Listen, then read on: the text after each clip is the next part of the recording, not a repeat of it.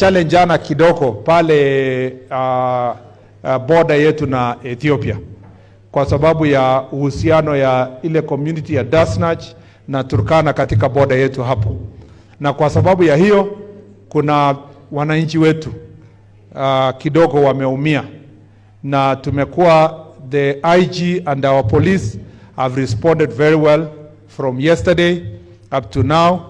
There are some of our citizens who are yet to be accounted for, and it is a challenge which is cross-border. Tunafanya kazi pamoja na serikali ya Ethiopia.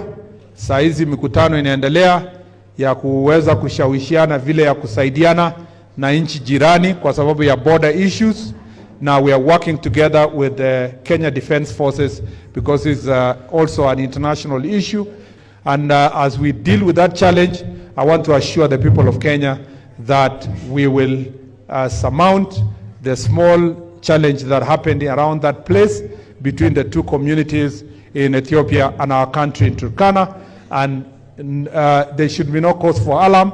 We will do what needs to be done to keep our people safe and to make sure that we restore law and order in our border between us and Ethiopia. So this is what I'm able to say today. The IG will give you a full update and we will give you a full update as we progress.